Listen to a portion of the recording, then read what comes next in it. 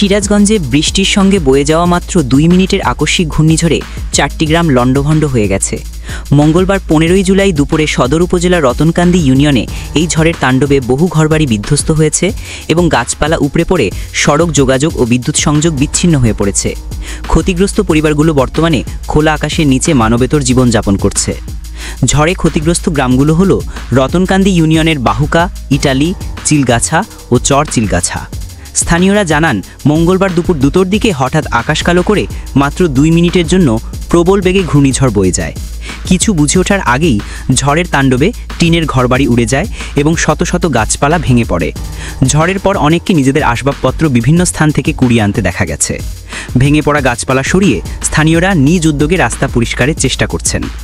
রতনকান্দি ইউনিয়নের ৮ নম্বর ওয়ার্ডের সদস্য রফিকুল ইসলাম বলেন, দুপুর ২টোর পর গ্রামগুলোর একপাশ থেকে কালো মেঘের মতো একটি ঘূর্ণি এসে মুহূর্তেই সবকিছু তছনছ করে দেয়। বহু বসতবাড়ির টিনের ঘর উড়ে গেছে, কিছু ঘরবাড়ি সম্পূর্ণ বিধ্বস্ত।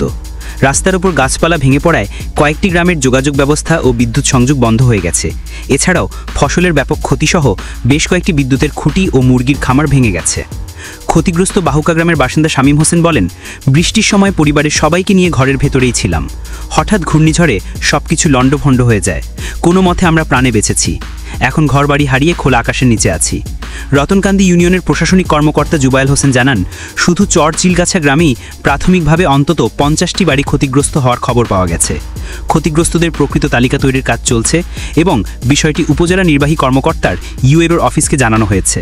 সিরাজগঞ্জ সদর উপজেলা নির্বাহী কর্মকর্তা মনোয়ার হোসেন বলেন, খবর পাওয়ার সঙ্গে সঙ্গে ঘটনাস্থলে প্রকল্প বাস্তবায়ন কর্মকর্তাকে পাঠানো হয়েছে। ক্ষতিগ্রস্তদের তালিকা তৈরির কাজ চলছে এবং আমিও দ্রুত এলাকা পরিদর্শনে যাব। রতনকান্দি ইউনিয়ন পরিষদের প্রশাসক ডাক্তার মেরাজ হোসেন মিসবাহ জানিয়েছেন, ক্ষতিগ্রস্তদের তালিকা প্রস্তুত করে প্রশাসনের পক্ষ থেকে তাদের সার্বিক সহযোগিতা প্রদান করা হবে।